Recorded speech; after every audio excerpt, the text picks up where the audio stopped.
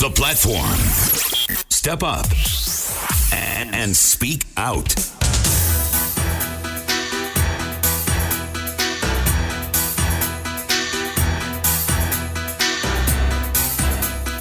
You tune into ZFM Stereo, my station, your station, the hottest radio in town. The name is Larry Kwirirayi on this 9th of May 2018, this being a Wednesday, and we're doing the second part of a show that we did on Monday. On Monday, we talked about the ZANU PF Manifesto, but we want to talk about the business aspect of it, and I've got a panel that knows what they talk about and as far as the economy is concerned. So we'll be unpacking issues around it in as far as this topic is concerned with in any minute from now. But just to remind you of the frequencies you can listen to us on: Chivu 99.8, Kama TV Wange 105.1, Bytebridge 106.1, Mutura Shanga 97.6, Nyanga 98.2, Gweru 104.3, and my hometown Bulawayo 106.7, and we're broadcasting out of Harare, where our frequency is 106.4. Listen to us over the internet. It's at www.zfmstereo.co.zw, and also you can download the TuneIn app, which is available for free. Just look for ZFM Stereo. You can listen to us live and in charge.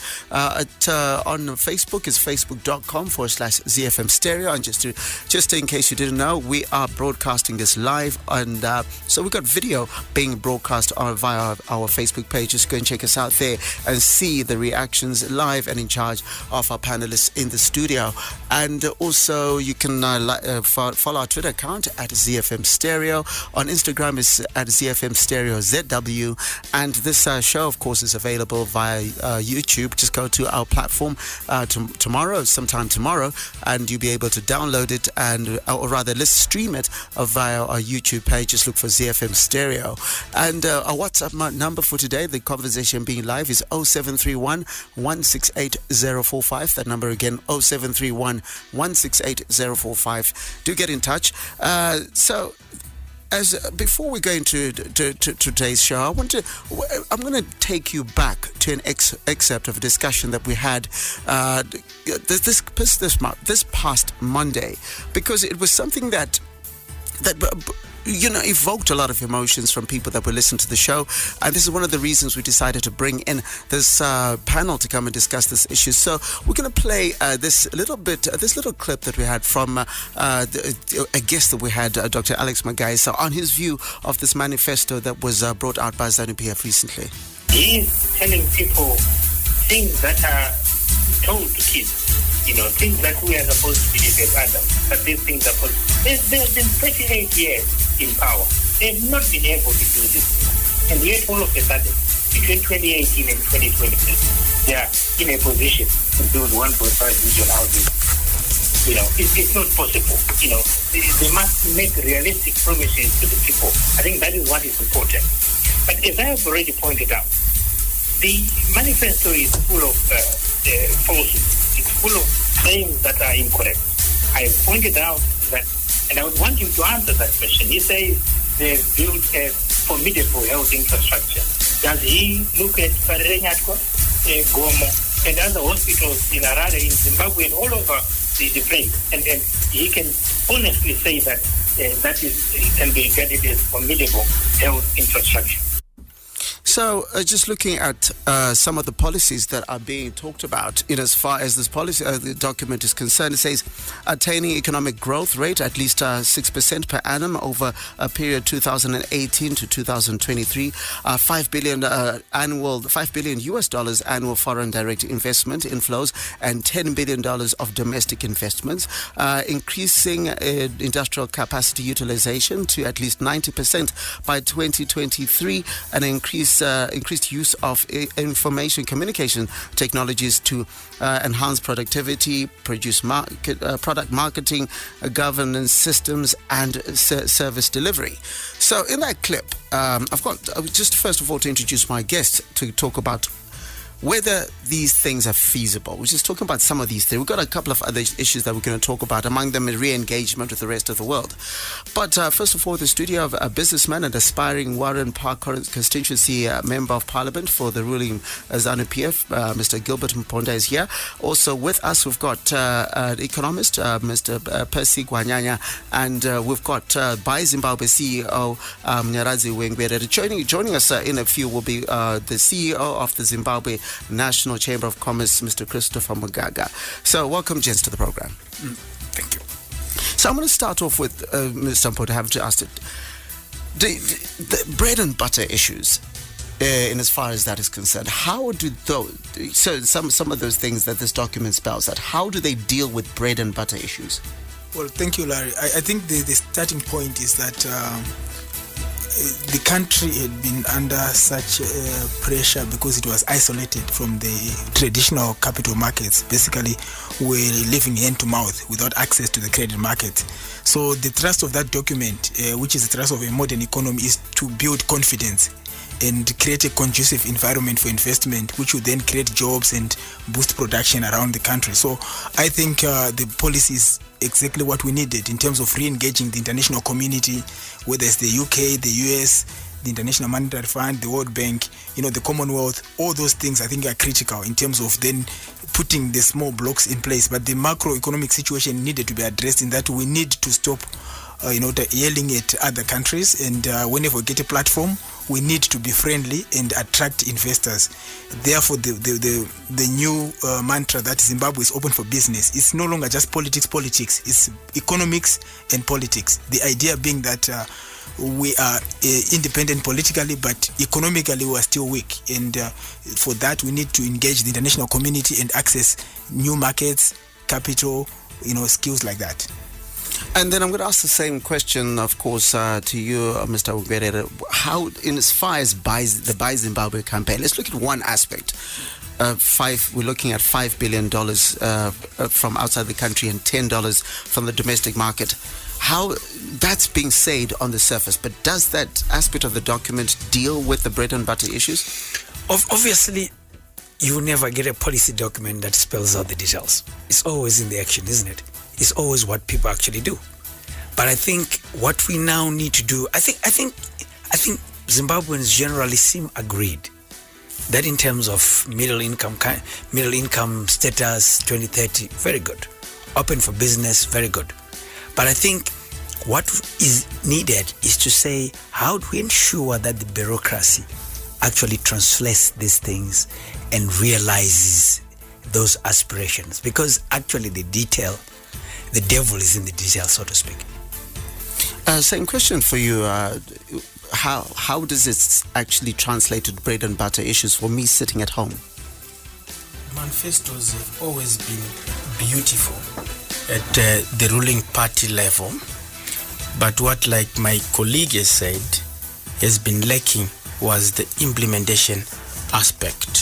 So if we reflect and try to see whether now the new administration would be in a position to deliver what it promises. So that would be the biggest question that anyone who is looking at the manifesto would want to interrogate. What is happening on the ground?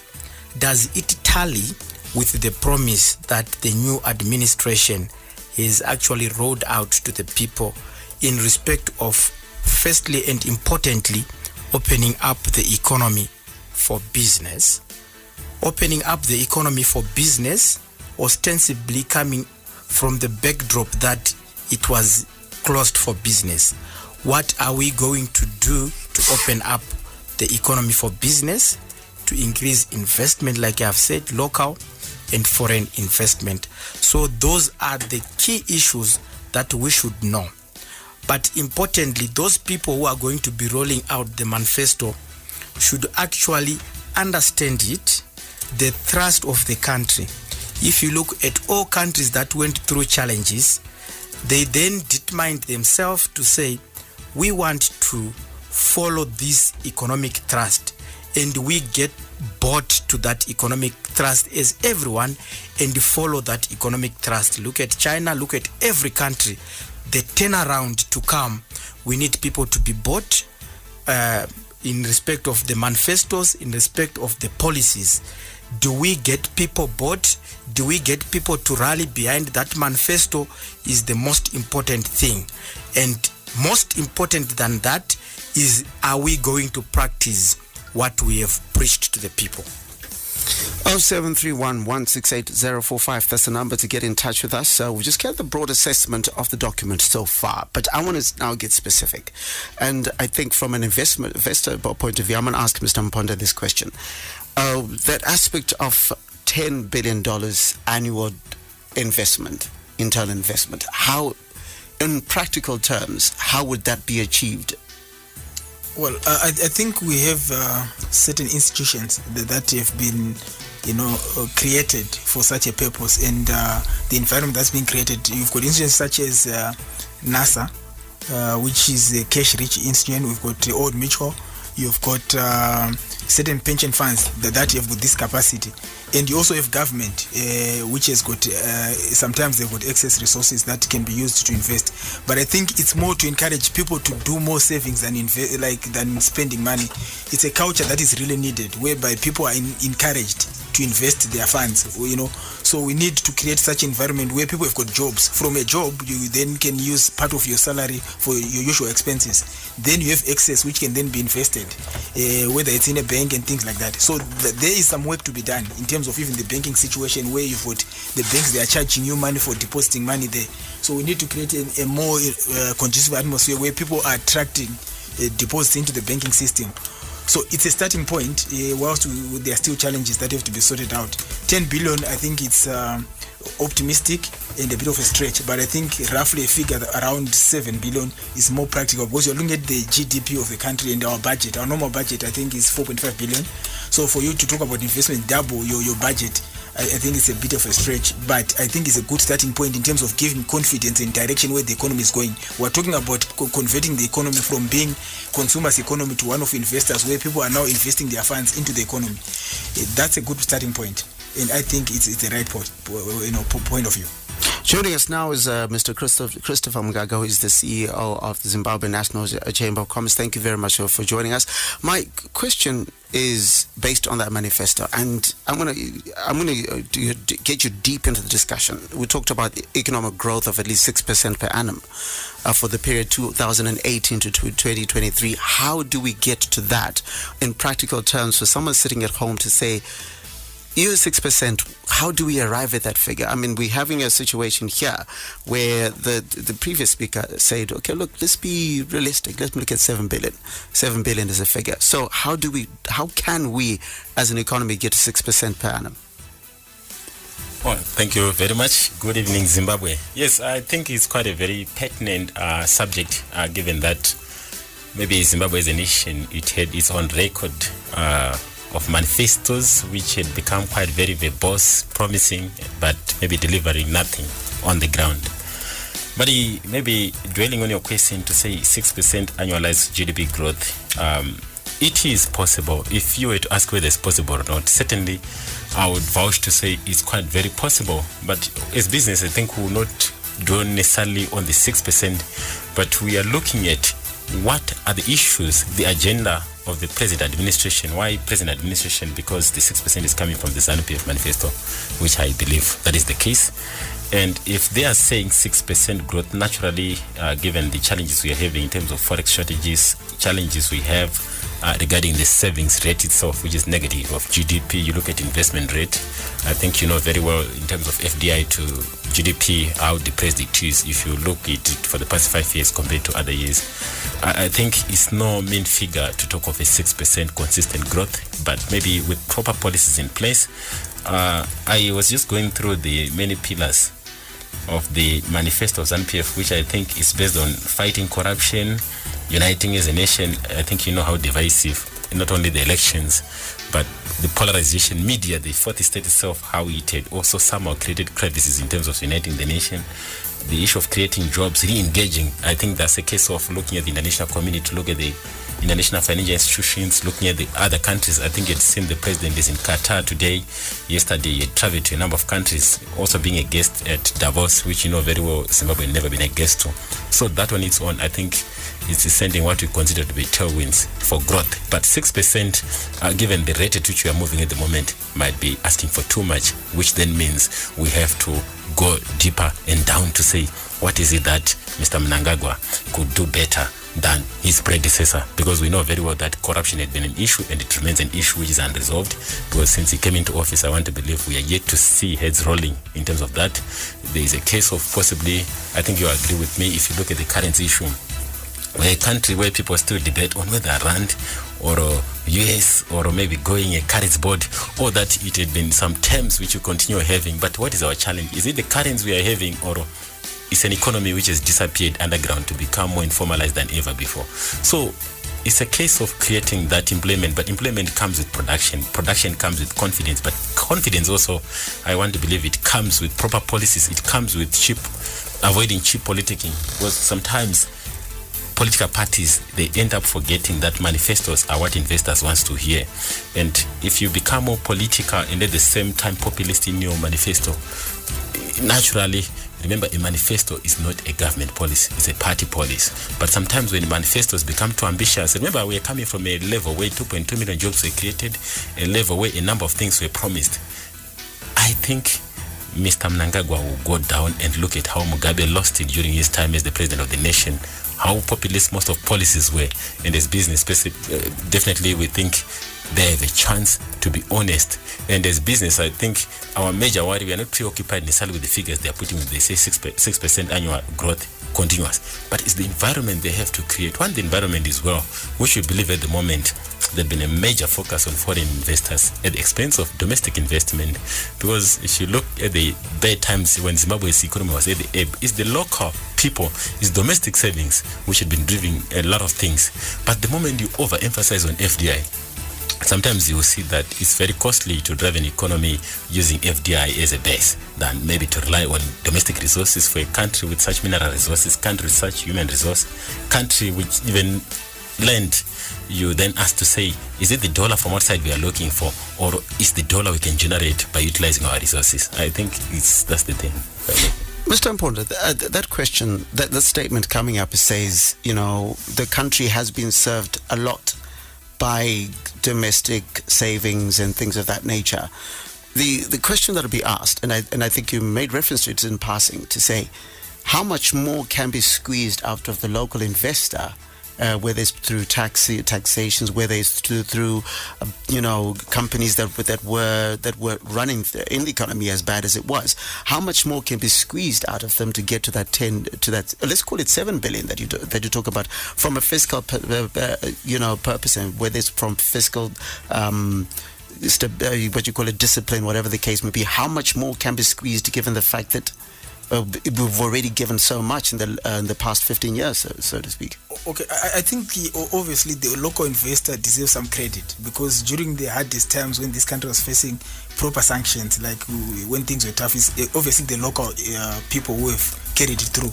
But on top of that, we've got the diaspora, the Zimbabwean diaspora. They've played their part, and I think the president has acknowledged that. That's why there's been a directorate that's been set up to deal with the diaspora, the Zimbabwean diaspora. They send money to their families who are here, and then these family members then can invest and do whatever they are doing around the country.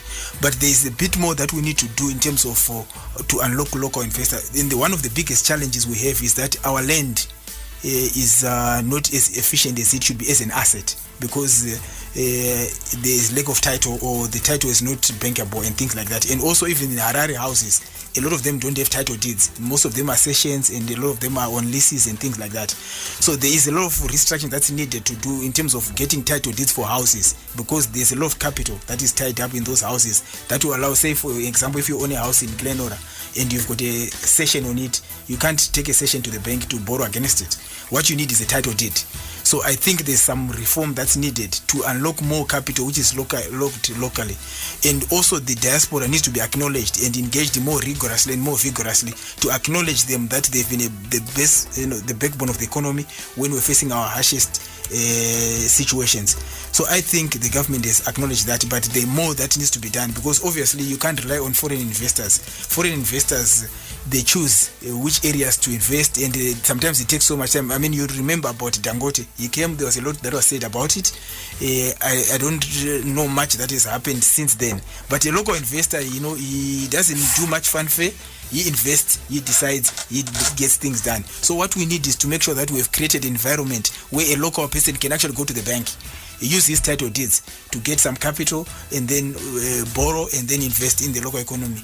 In terms of producing locally, it's one thing that is required, because we keep importing a lot of things that we should actually be manufacturing locally. That's also a challenge that is producing some pressure on our forex requirements, and that has to be looked at again in terms of making it user friendly for local investors to manufacture things locally and give them an incentive to make sure that some of these things that we're importing, we shouldn't be importing them. We should be manufacturing these things locally, and that means local investors have to be encouraged. So the banks probably will need a bit more action there in terms of cheaper credit. The Reserve Bank, the government, and all the other regulatory bodies need to come together to make sure that every investor who's local, tax should be reduced, ease of doing business should be encouraged. In terms of corruption, I noticed my colleague says nothing has been done, but I think one of the biggest things that we've noticed is that the police presence on the roads, which was a very big impediment on investment and on tourism, has been addressed dramatically, so that you have very much reduced police presence on the roads. That was one thing that was really like a turn-off for investors or tourists who were trying to come into Zimbabwe and bring forex, and that has been sorted out. Obviously, this is a problem that has gone on for many years, and it will take a bit of time to work on, but I think there are some steps that are being taken which are addressing Zimbabwe as an attractive investment destination. Obviously, it will take time to achieve the stated targets, but the direction matters more, as we have said. In terms of the confidence that we are talking about in the studio, obviously confidence is required for investors to come in, and one of the key requirements is that they want to see, like as they have said, free and fair elections. We know this money that has been promised, and people have said, okay, we are going to wait until we see your elections, and it seems like we are on to some free and fair elections, because you have seen the campaigning is very peaceful, and the ground seems to be level, and it seems the elections might not be contested, and that will attract investment, because there's investment that is promised after the new dispensation, but it's been conditional that we want to see how the elections are conducted, and it seems like we are trying as much as we can to comply. Observers have been encouraged to come and observe the elections for themselves. Okay, I want to ask, before we take a break, I want to start with Mr. Hwengwere. Having heard that the politician, businessman has come, had his say, you deal with the hardcore aspect of the economy, where you want people to buy Zimbabwean products, and them being Zimbabwean products have to be made here. That, of course, that becoming the core issue in terms of GDP and growth and things of that nature. Is what he's talking about feasible? Is it from a realistic point of view? For me, I stayed in Zambia for some time. Zambia has had at least a growth rate of about 6% or so. Well, the world economic numbers. The projections of the world is 3.7 at the moment, and it is expected for most of the world to be but remember, that rate. That's an average, including your countries with high growth rate. So the numbers, like Mugaga says, it's really not an issue. 6% possible. Ethiopia has been going above 10%. 10%. So really, to speak about numbers, even 10 billion that we're talking about, it is possible. So that's for me, that's really not the issue. What you're talking about, getting back to how do you relate the issue of FDI and local domestic investment? And I think that's a conversation that we still need to have, to actually understand that a lot of FDI can be domesticated and become domestic. When you look at Nestle, Zimbabwe, what is that?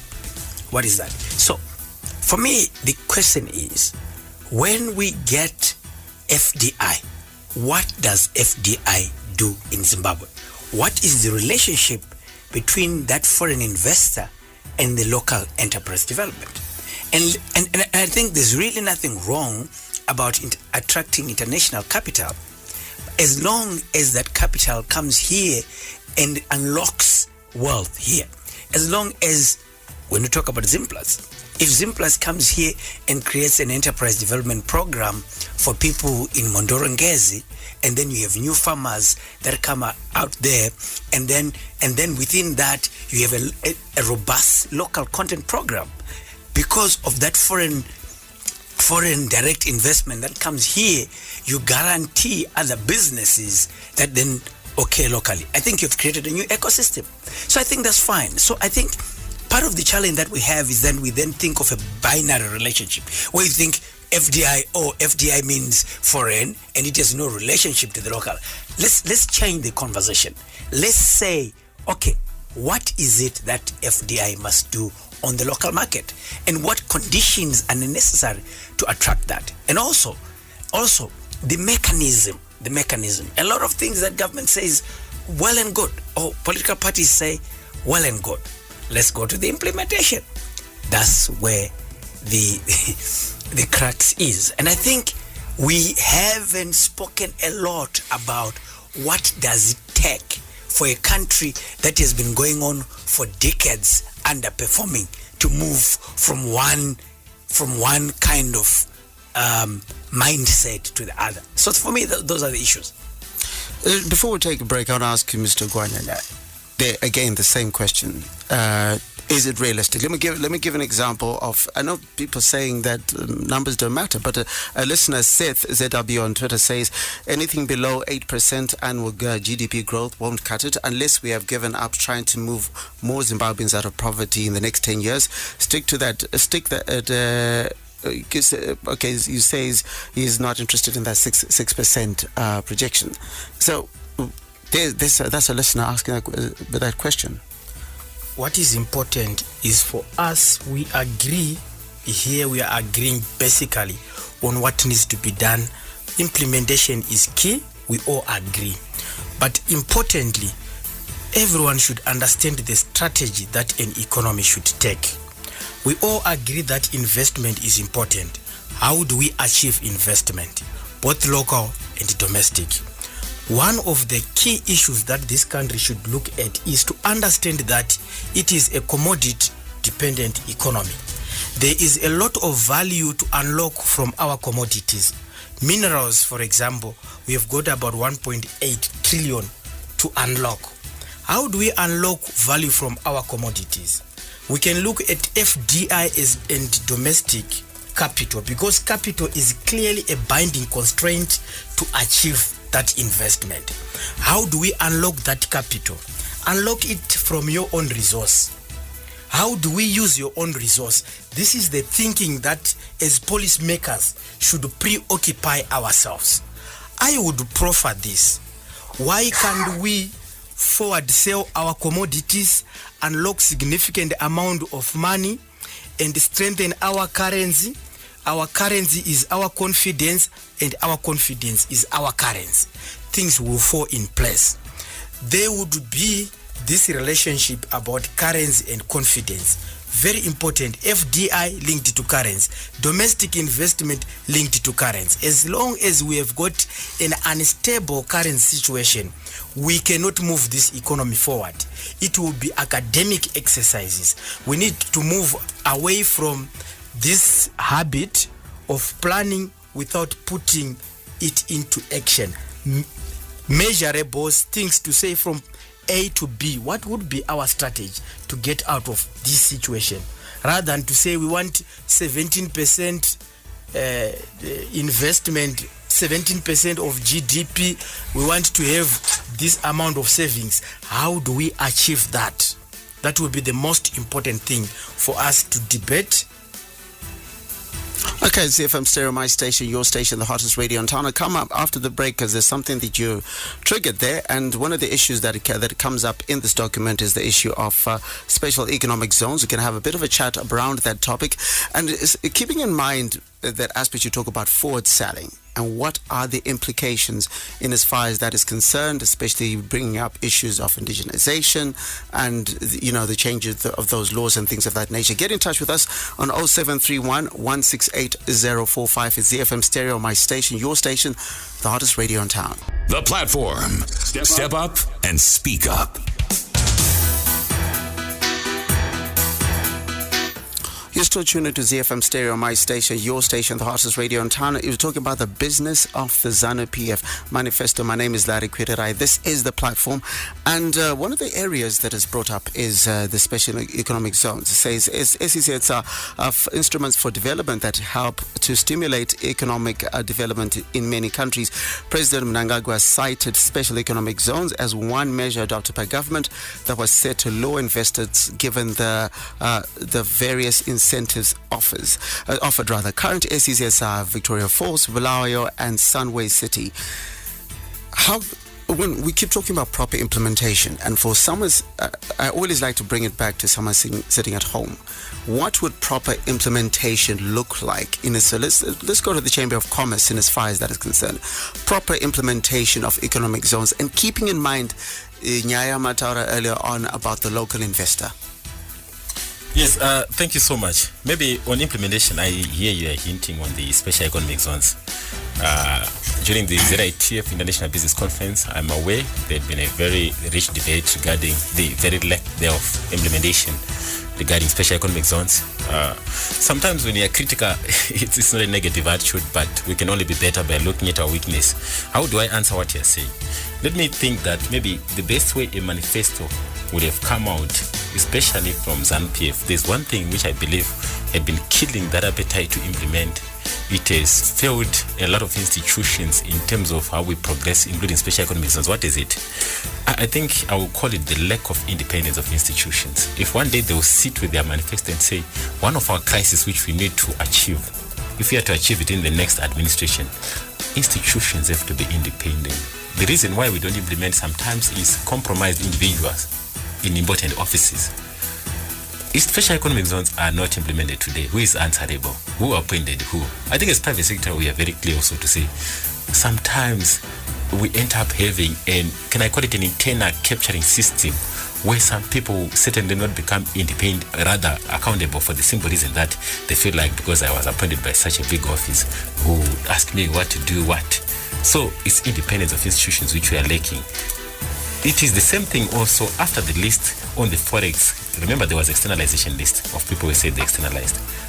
That day it silenced the date of debate on what of those who had been listed. These are the issues we are talking about. So when you see a manifesto, the first thing you want to hear from those in politics is, how do you deal with issues of importance to ordinary men in the street? Was it just a stunt by a certain office to say, let's have a list and name, but there was no shaming? You see, so when we talk of policy implementation, when we talk of special economic zones, you don't attract foreign investment, you don't attract capital when you don't have certainty in terms of your approach.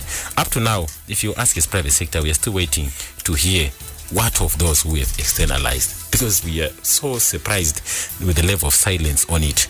I think the advice will also be to go back to the yesteryear manifestos. Remember, manifestos, unfortunately, they tend to happen so quickly to the extent that if both the ruling party and even the main opposition would go back to their manifestos and say, we will not move an inch until we implement what we promised in the last manifestos, I think as a nation we can get better. Because if one will look at the manifestos of yesteryear, 5 years ago when they ended an election, they had all manifestos, both the opposition and the ruling party.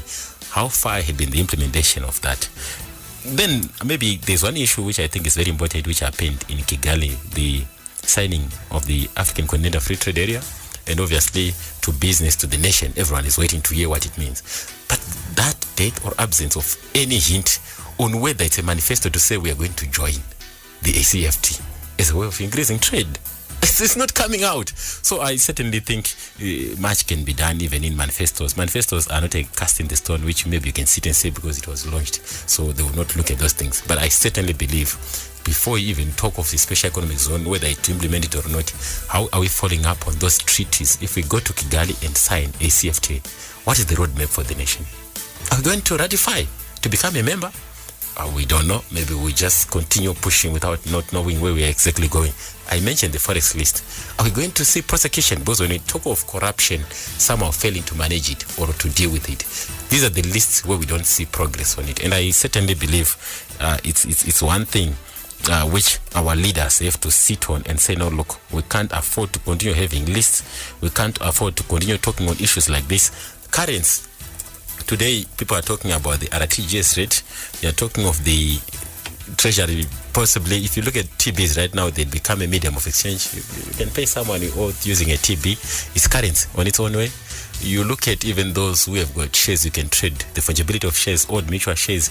If someone is in London or South Africa, you can sit down in Zimbabwe and say, how can I pay something using those shares? So currency is taken so different shapes to the extent that even EcoCash I don't think it's a medium of exchange. It has become currency to a certain extent instead of being a medium of exchange. What can our manifesto say about those issues? Because if a manifesto comes and just say we are going to achieve fiscal sustainability, it becomes too broad and too general. What does that mean? So I certainly believe it will be important going forward, even for politicians, to bring to the table the private sector. Because we might be apolitical, but we know if you are those parties which hold the power to rule nations, we can have our word in terms of how we can assist to come up with those manifestos. Because at the moment you will see how generalized the manifestos are. Sometimes it can be worrisome, unless if there will be policies which will be deeper enough to support those manifestos. So having looked at, let's look at that manifesto. Let's talk about the regulatory and institutional framework for investment that was partially brought in by, for example, government amending the Indigenization and Empowerment Act. Currently, only diamond and platinum mining sectors were affected by the requirement to have 51% local ownership.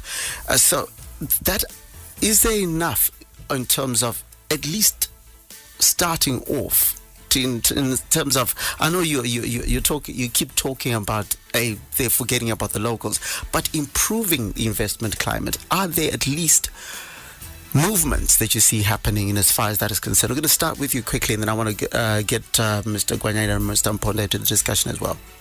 Definitely, I think it would be dishonest for someone to stand on top of a mountain and say there is not much happening in terms of how we are pushing for open for business. I think we had met a number of investors, people who had shown amazing appetite to get into Zimbabwe. The appetite is just but unbridled. It's high up there.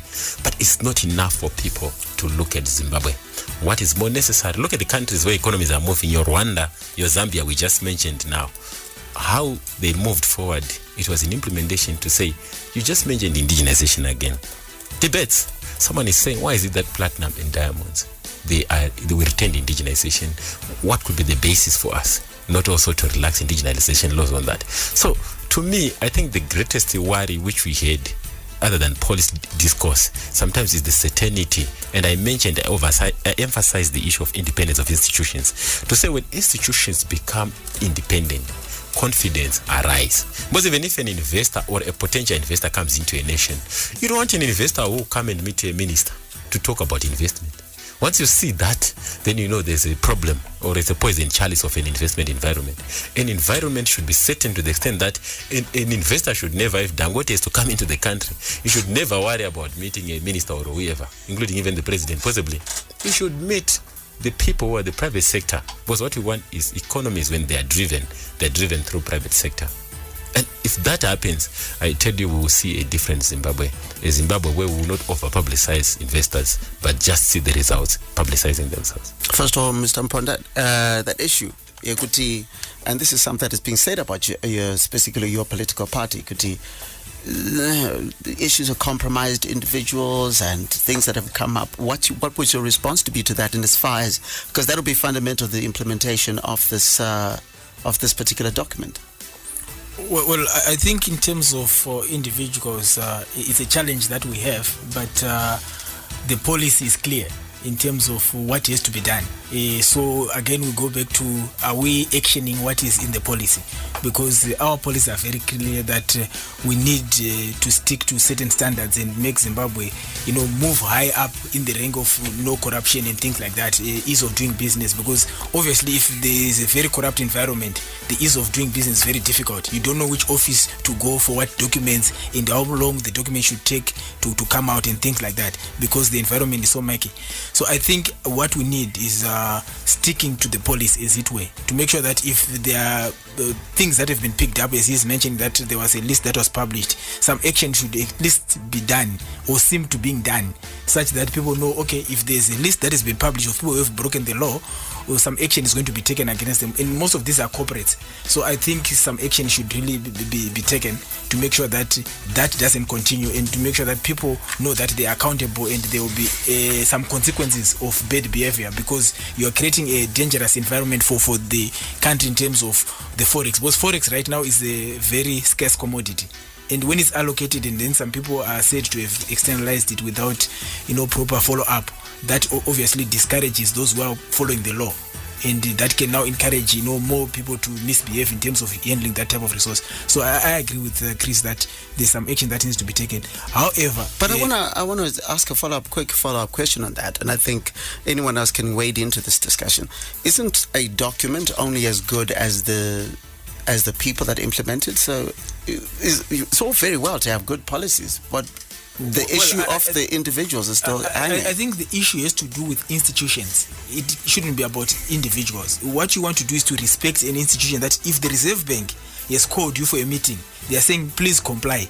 You should just comply because you've been called, not by the governor, but the institution. Even if it's the junior officer who has called you, respect his office. Just like the Zimra. If you're importing a vehicle, you meet a Zimra officer who's very junior. He verifies the duty and things like that, and then charges you. Then you should just comply. And not that, I'm so and so, I can get away with it. What you want is people who should respect institutions. That's how you build a modern economy, where you know that even if I'm an investor, I don't need to know anyone. All I need is to know that I am meeting all the requirements that are required. It's just like if I apply for a passport, I should know what is required. I need my ID, I need my birth certificate, I need to know that I'm a Zimbabwean. If I meet those requirements, I should get my passport. I don't need to know the Registrar General or who else. The same thing about doing business in a country. That's how we should develop. And that is done by building strong institutions that are credible and they are independent. That no one can threaten an institution because it follows its founding documents. It follows its constitution. It follows what's in the constitution of the country, that if you are called by the police, no matter who you are, you should just answer the questions that they've called you for. The same thing, that's what I was saying even about investment. If I come to Zimbabwe to invest, I should just go to the Zimbabwe Investment Authority and fill in the forms and expect my papers to be out without calling an extra person who has nothing to do with the transaction. That is how you build a solid economy. You don't build it by having strong individuals, but by having strong institutions. Sorry, Larry. I just wanted to, I think it's important to frame our discussion, otherwise we get lost. What are we talking about here? We're saying the first question was, does the document make sense? And I think we needed to be clear about that. And your question were, is it feasible to have 6%, 10 billion and all that? And I think the consensus is, we agree the document makes sense, but that implementation, yes, which is supported by institutions. And then the second issue was, is it implementable? And I think that's where we need to just to focus on and say, what does it take to implement the issues? You're asking the question right now that, do we have the kind of people that's the case, that are able to implement that document? And Mugaga was saying, was making an issue here. How do we ensure that those that are charged with the responsibility to do the things that they are supposed to do are accountable for those things? And I think, and I think, frankly, yes, we've come from a bad patch, isn't it? But really, I have maybe I come from Zushawan. Zushawan is a kind of different from you guys from Harare here. There we make things happen, But I think just Larry, you like music as well. I was in Haifa. We all agree that the mood in Zimbabwe is sufficiently changed for the better, isn't it? How do we accelerate that? How do we make sure that all those people that are charged with the responsibility to do things do them on time? There was this thing. You at ZITF. I mean, we've said, let's take the Rwandan example of combining everything so that you don't go to 20 organization and all that. When does that happen? And if it doesn't happen, whose head is on the block? And I think that's what we should be talking about. And then I want to ask a follow-up question. Maybe I'll bring you in, Mr. Gwanyanya. how do we strengthen the institutions then? Because the institutions are built by humans. So, which is a very important question, is to say whose responsibility is it to strengthen the institution? In an ideal world situation, the holders of public office should be accountable to the people, which is the reverse here in Zimbabwe. Meaning that at very, very high level, we should change the culture to a situation where the holders of the public offices are accountable to us. We can raise the hand today and flag out an issue with a holder of a public institution so that it is addressed. So I would want to challenge our president, because he's the head of the state, to make sure that he set the tone within the people to change the culture. Otherwise, the institution that we are talking about will never change, because these institutions are presided by public officers, most importantly, because it is most importantly not the private sector which has got trouble here, but government and the public officials. I'm just going to read a couple of messages here. Someone says, Zimbos need to learn to tell the truth to power, even if it's not palatable, because that's what builds a nation, not being yes men, which brought us here where we are. Let's give constructive critiques and not be yes men. I've got to read another message here. It says, speaking of Mr. Mugaga, says that's the kind of private sector representative we should cherish, unapologetic about issues in Zimbabwe. Get in touch with us on 0731 168 045. Someone says, can we look at the Chinese factor in the country's economy? That's often what they refer to as the, it's not, I think that would be a stretch. Many people do not understand, again, issues around FDI that's coming from there. I'm going to come back to you, to Mr. Muponda. Understand issues around that. And how does, for example, your party help the average person be involved in understanding the details around a simple deal like, for example, the getting rid of debt that took place with the Chinese? Well, okay, Larry, I think in terms of FDI, as we have said, it's important, but we can't rely on it alone, because no foreigner will come and develop your country for you whilst you guys are busy doing other funny things. We need to play our role. We need to play our part. That we as Zimbabweans, it's our country, it's our heritage, and we are active around it. The foreigners come as our partners who are assisting us on a journey we have embarked on. They cannot start a journey for us and finish for us. So I think overall, that's what we need to understand. As Zimbabwe, we need to understand how our economy is structured. 70% of our people are involved in agriculture of some extent, of some sort. And there's forward and backward integration related to agriculture, where you are producing some maize, which end up being some flour, maybe ends up as bread at bakers inn and things like that. Those are the basics we need to understand for our economy. So we shouldn't forget our basics and just focus on this FDI. It's important for the big deals, but for the day-to-day transactions, how we turn around the economy, you notice that when we had our bumper harvest, we saved a lot of money. Like last year, after the command structure was very successful, in terms of we're supposed to import a lot of maize, but we're not. We're actually in a position to export. The tobacco situation again is the same. Right now, most farmers, these are small scale, ordinary people like my parents or your parents, they are producing some tobacco and they are earning money for the country. Which is what should be encouraged, because we want to now export more, but then we bring the foreigners who can now buy this tobacco at a large scale. Yes. Okay, I get that. But my question was, okay, maybe I can put some more flesh to the question. Like, for example, the report, the Southern and Eastern African Trade Information and Negotiation Institute, CETENI, says has raised a red flag over deals the government signed in the past 4 months, saying they were characterized by opaqueness and a lack of public scrutiny. Some of the major deals that have been reported include 1.2 billion tourism and hospitality industry, another one for lithium was 1.4 billion, agricultural finance and commodity ecosystem at 1.5 billion, National Railways of Zimbabwe at 1.7 billion, and platinum at 4.2 billion.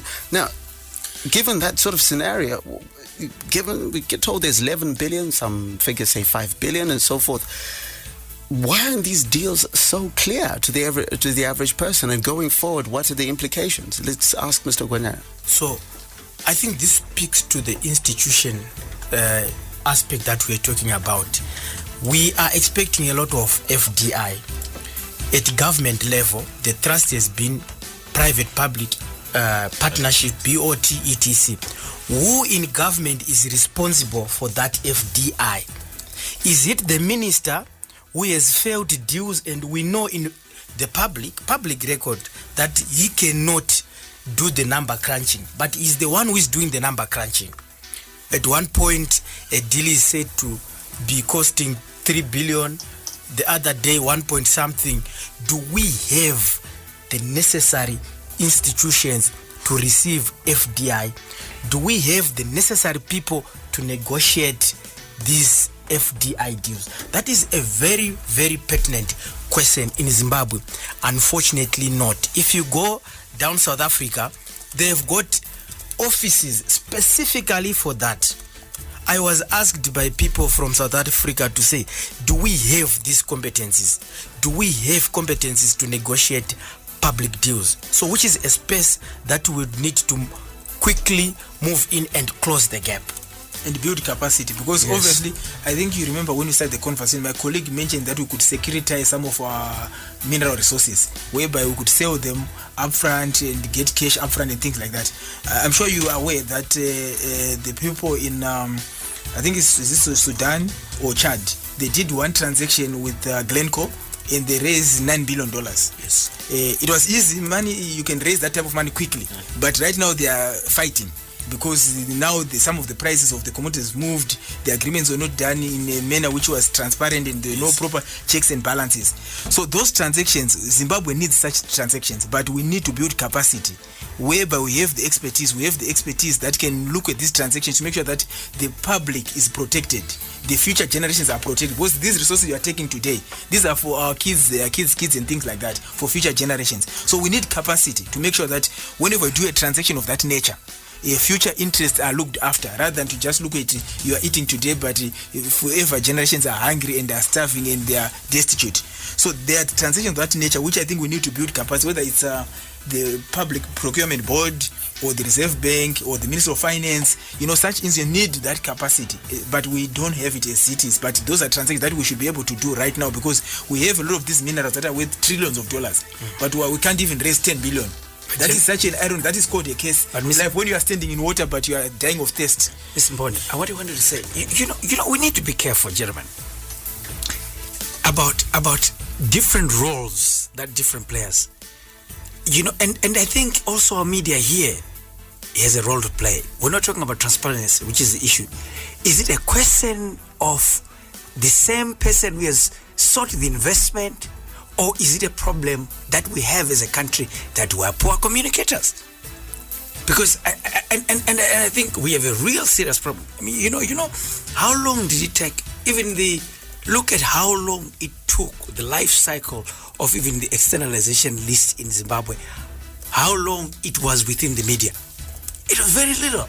And I think there is a role for government.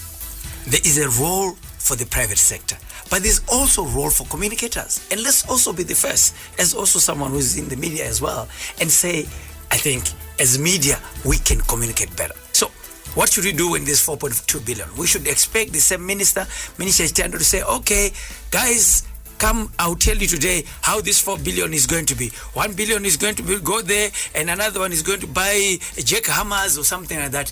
Why don't those institutions that have a responsibility to break it down ask and speak on behalf of the population? Our media institutions. But often the issue that has come up a lot is that when you ask the questions, I remember being at a discussion once, it says, does the decision that's been made at a higher office? So we don't have the details yet. The details are coming. You come back next week, the same thing comes up, or you get a one-pager and that sort of thing. So why has getting access to information, and anyone here can answer that, why is it got to feel like pulling teeth out of a hen? I think it's two ways, guys. I think we also have a situation when the country was going north, the media was going north as well. We lost interest. were more interested in dealing social issues. My friend, do something in town today. People find your house and tell you how many doors you have, even in an underground bunker to your room. I think, Larry, what we you just have an investment. Zimbabweans are very much specializing on minor issues. The important things, they don't want to really scrutinize them deep enough to find out, okay, what really happened to this money? Where is it going? How was it invested? How was it sourced? But if it's like, oh, they found someone with someone's wife, things like that, they are in the news for weeks and to an end. I think we need to be. No, to be honest, I think we need to be fair to the public. The public tends to take what is given, but at the same time, you guys in the media, at the same time,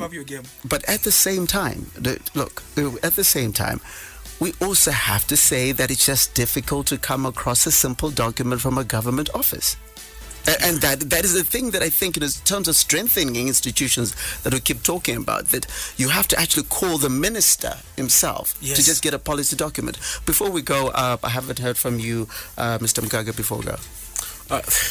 Quite a very hot subject. Obviously, I think it's typical of African governments. I want to believe that.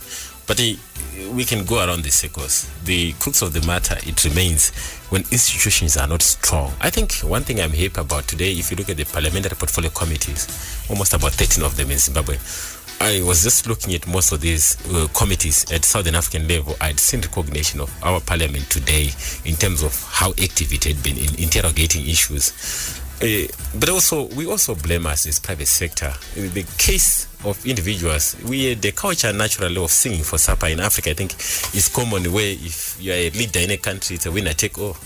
You have to have a queue of people lining up for the breadcrumbs. And naturally, I think if that could be solved, you certainly see that the private sector on its own, it would demand to say tomorrow, if you're thinking of adopting or creating a data assumption bill for ZESA, for Cisco rather, I will give a practical example. If they are talking of almost 400 million debt which was incurred, we had it with the Reserve Bank data assumption bill. I think it went through. It shouldn't be a game of numbers where democracy is defined by how many are in your political party or can make a bill sail through the August House. Then you say this is the way to go. I think if we could have better politics than that, which is the reason why I went through the manifesto. You heard the issue about the capturing of the state by a cabal of G40 or something like that. You realize how that happened. It's a culture within us where we fail to be accountable. And I believe Zimbabweans is waking up from the politics of yesterday, where even a cabal of few people will be claimed or accused of running the government, where you've got all the arms, the judicial, the executive, the legislature. So that's the very reason why you can't have that information on those documents, because you think that cabal hold power, but sometimes it's imaginary power which is not being held. So obviously, I think it's a case of just capacitating and pushing for accountability to be at the top of the agenda. If you meet a minister, sometimes it's not necessary to make him a guest of honor. Make him a guest listener who has to listen to what people are saying or what businesses say. But many times you go to conference in Zimbabwe, what do you get? Everyone will be waiting for the minister to come. And the conference doesn't take place until he arrives. So it's unfortunate. I think we're going forward on that. Well, that's the voice of the CEO of the Zimbabwe National Chamber of Commerce, Mr. Christopher Mugaga. Thank you very much. And also in the studio we had Percy Gwanyanya, who's an independent economist, and Mr. Munyaradzi Hwengwere, who was the Buy Zimbabwe CEO, and getting most of the fight today was a businessman and aspiring Warren Park constituency member of Parliament for the ruling ZANU PF, Mr. Gilbert Muponda. Thank you very much for coming to the show. Thank you, Larry. Good evening, Zimbabwe. It's a pleasure. Larry. And that's that for this week's show. My name is Larry Kwirirayi. I'll be back with you next week, Monday, on the platform. Otherwise, keep tuned into ZFM Stereo, my station, your station, the hottest radio in town. And as I say where I come from, Asili Siasebenza. Take care of yourself.